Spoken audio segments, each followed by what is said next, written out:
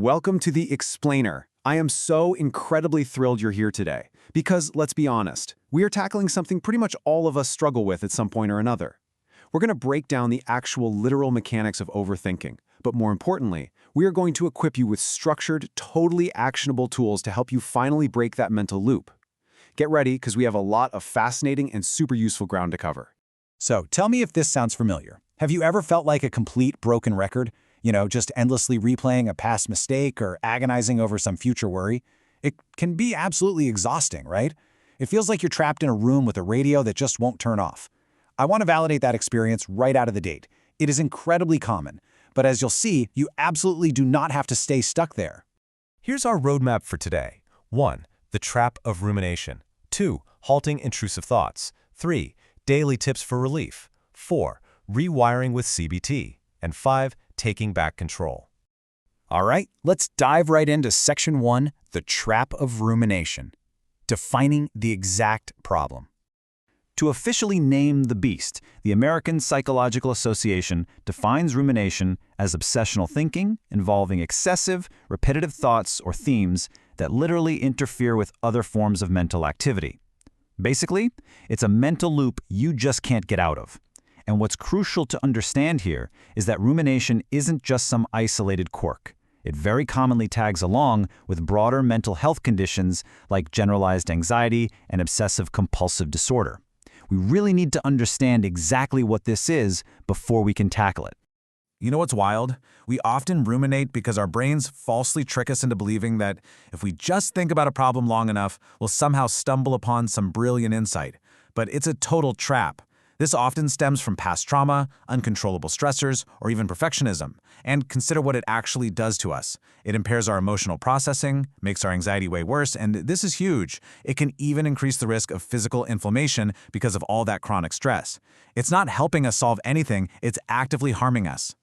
Let's transition over to the solution phase with Section 2, Halting Intrusive Thoughts, Our Immediate Defenses.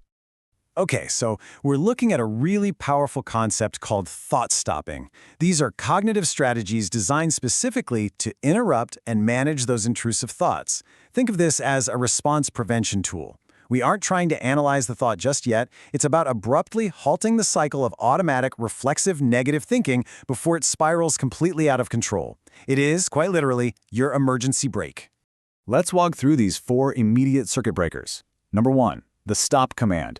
When an unhelpful thought pops up, literally say stop, aloud, or, well, maybe just in your head if you're in public, to abruptly break the flow. Number 2 is a physical cue, wearing a rubber band on your wrist and gently snapping it to pull your attention away from the thought. Number 3 is for our visual learners. Picture a giant, bright red stop sign, or imagine your negative thought as a balloon, just floating away into the sky. And number 4 is actively shifting your attention. Just jump right into a task that demands your total focus to distract your brain. These are your immediate, tactical ways to pause the panic. Let's move to Section 3 and see how this builds. Daily tips for relief, establishing our management habits. Now, we obviously can't stay in emergency mode forever, right? Simple physical and mental distractions like calling a friend, tackling some chores, or exercising can pull you right out of an isolated loop. Actually, even just changing your physical location, like going for a quick walk, or simply moving to a different room, can entirely reset your brain's environment and break the cycle. And of course, meditation and deep breathing are absolutely incredible for clearing the mind and lowering that overall stress baseline. The really crucial point here is shifting from passive worrying to active reframing. If you're feeling stuck, break your worries down into a written action plan. Say you didn't get a job you really wanted. Agonizing over the rejection? That's just an unhelpful loop. But sitting down and revamping your resume, now that is an action plan. You also really need to adjust those perfectionist expectations, put your mistakes into perspective, because hey, everybody makes them, and figure out what you actually have the power to change versus what you just have to let go of. Another massive piece of the daily relief puzzle is tracking and support. You've got to map out where your rumination actually happens. Is it late at night, in a specific room, around certain people? Identifying your triggers is literally half the battle. Also, work on enhancing your self-esteem by actively reviewing your strengths. And hey, when you do talk to a friend, make sure you're asking them for an outside, grounded perspective. You want someone who's going to help you see reality, not someone who's just going to co-ruminate and spin out right alongside you. All right, let's zoom out to the macro level with Section 4, Rewiring with CBT for long-term healing. So, CBT, or cognitive behavioral therapy.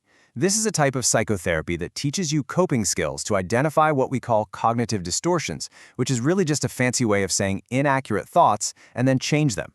The core philosophy here, which was originally developed by pioneers like Aaron T. Beck, is that people feel bad because of how they think about an event, not necessarily because of the event itself.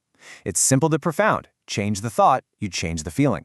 CBT very often uses this structured ABC model. A is the activating event.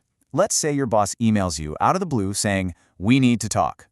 B is the belief. Now, if you struggle with overthinking, your belief might instantly be catastrophizing. "Oh no, I'm getting fired." And C is the consequence. You experience severe anxiety and panic. CBT steps right in at B to help you challenge that irrational belief before it ever causes C.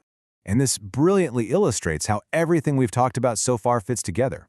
Thought stopping, which we covered earlier, is your short-term tool. It interrupts the mental loop right in the heat of the moment.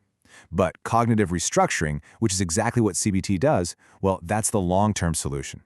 It does the heavy lifting of actually taking that irrational belief, putting it on trial, and replacing it with a balanced, realistic thought. You absolutely need both of these tools in your toolkit.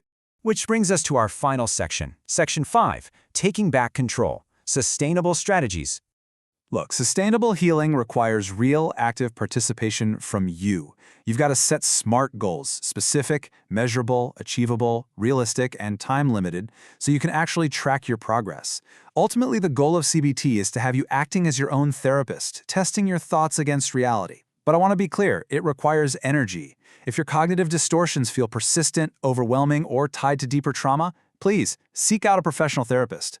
Therapy is an absolutely incredible investment in your well-being.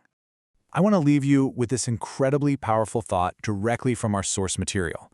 Some of these experiences we cannot change, but we can change how we look at them. You might not be able to control every single stressor in your life, but you absolutely have the power to take back control of your mind, interrupt those negative loops, and rewire your thinking. Apply these tools, be patient with yourself, and start reclaiming your mental space. So I'll leave you with this to chew on. What is the one negative mental loop you are going to put a hard stop to today?